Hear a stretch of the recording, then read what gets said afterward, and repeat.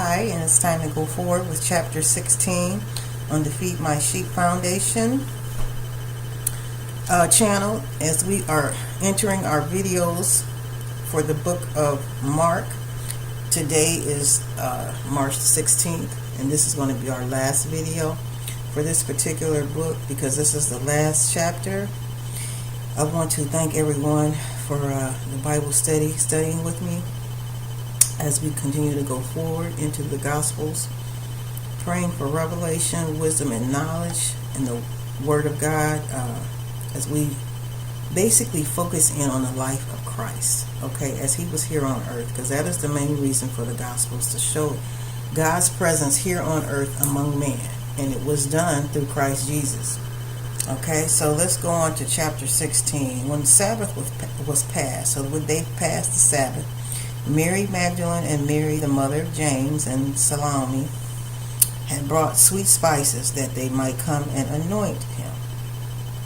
Very early in the morning, the first day of the week, they came to the tomb at the rising of the sun. And they said among themselves, "Who shall roll us away the stone from the door of the tomb?" And when they looked, they saw that the stone was rolled away, for it was very large.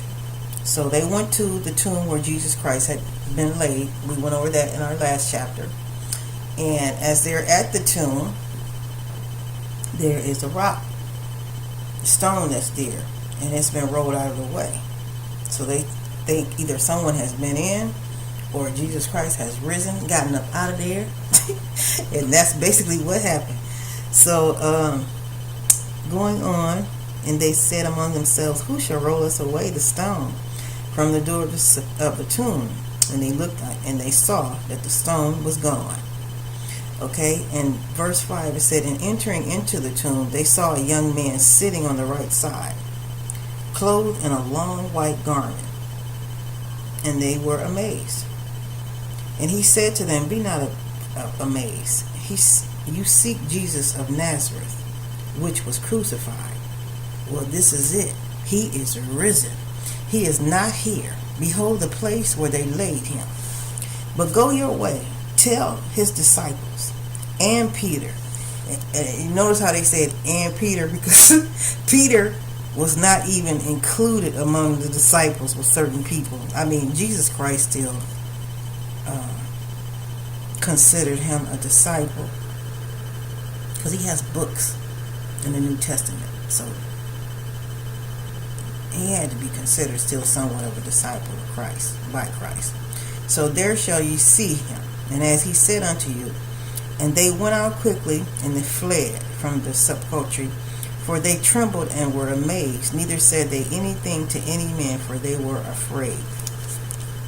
So this angel is what I'm going to call it, because it appears that he was clothed in a long white garment, sitting there. They were seeing and having some very powerful heavenly adventures. They really were. Where angels were among them, speaking with them. I mean, and just picture it, Christ here on earth in the flesh with them. That's powerful right there. So they went out quickly. So let's go on to verse 9. I'm getting ready to go back over verse 8, and I shouldn't do that. We're going into verse 9. It says, "Now when Jesus was risen early the first day of the week, he appeared first to Mary Magdalene, out of whom he had cast 7 devils. He had cast 7 devils out of Mary, and she had became a follower and a lover of Christ." And I know that's right. "She went in and told them he had been with him as they mourned and wept. And they," verse 11 says, "and they, when they had heard that he was alive and had been seen of her, they didn't believe her. And after that he appeared in another form." Get this, because this is powerful right here. Once Christ rose, okay, this is very powerful. This is very powerful right here. This particular verse, because this is after he has risen, and he's appearing. He's showing them that he has risen, and it says right here in verse 12 that after that he appeared in another form. So he didn't come back in the same form that he had left them. Okay? So that's good to take note that Jesus Christ can appear in many different forms. Yes, Lord. So, verse 12. So after that he appeared in another form unto two of them as they walked and went into the country. And they went and told it unto the residue, the people that was remaining there. And they didn't believe it either. So afterward he appeared unto the 11. So he's going to appear unto the 11 disciples. Now notice it doesn't say 12. It says 11. As they sat to eat. I think Judas was not among. Well, I know Judas because things happened with him, but Judas was not among them. And it says, as they sat to eat and upbraided them with their unbelief and hardness of heart, because they believed not them which had seen him after he was risen. So I guess the disciples were struggling here with belief, and because of Christ rising, because that's what it says right here. Because they were in unbelief. And so he said to them, "Go ye into all the world." He's sitting with them, and he's talking with them, the disciples, and he's getting ready to conclude his presence, his actual flesh embodiment presence here on earth. He's getting ready to conclude that journey with them by telling them to go into all the world and preach the gospel to every creature. Now this is the same thing that Matthew's account records Jesus Christ saying to the disciples. And if you go back over into Matthew chapter 28, and it starts in verse 18, it says, Jesus came and spoke unto them, saying, all power is given unto me in heaven and in earth.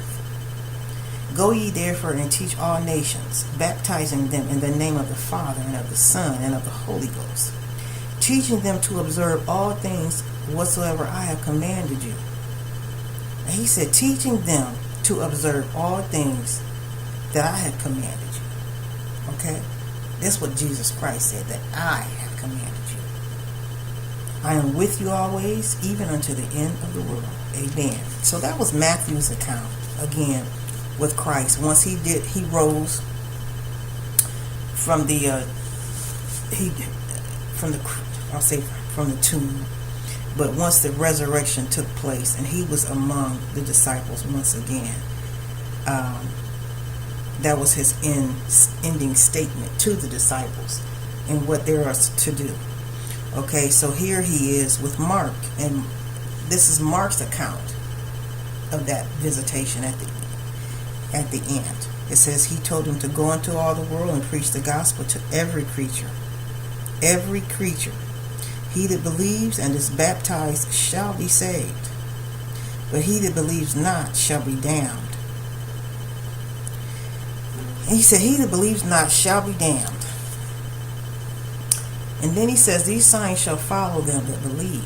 In my name shall they cast out devils. They shall speak with new tongues. They shall take up serpents. They shall take up serpents. Look at that. And if they drink any deadly thing, it shall not hurt them. It shall not hurt them. Imagine that. They shall lay hands on the sick, and they shall recover. Hallelujah. So he gave the disciples, before he left from being with them, he gave them the same power that he came to earth with. Okay? So then after the Lord had spoken unto them, he was received. He went back up into heaven and sat on the right hand of God. So that's where Christ is at right now. He's seated at the right hand of the Father. And they went forth and preached everywhere, the Lord working with them and confirming the word with signs following. So there are going to be some confirmations of the Holy Spirit when it dwells within a person and the work of God is operating in that person's life. You're going to see the miraculous take place through their presence somehow, somewhere, some kind of way. God has got to show up, because that Holy Spirit is him residing in that individual. and going forward through that individual. Okay, so this is pretty much going to conclude chapter 16 of the book of Mark, and actually it's going to take us to the end of the book of Mark. So on our next video, as we continue to go forward on the Feed My Sheep channel, we're going to study in the book of Luke. We're going to start that study. Well, we're not going to start that study until April. But the next study we're going to pick up on for the end of this month is going to be in Psalms. That's what I'm hearing from the Lord. We're going to start with Psalms 80, and we're going to start that tomorrow. That's going to begin March 17, Psalm 80, and we're going to go all the way through to Psalm 89. That's what I hear the Spirit of the Lord telling us to do. Get into Psalms and get into the 80s of the book of Psalms. David wrote the book of Psalms. Now, any of you are not familiar with that. David wrote the book of Psalms, and David was king of Israel.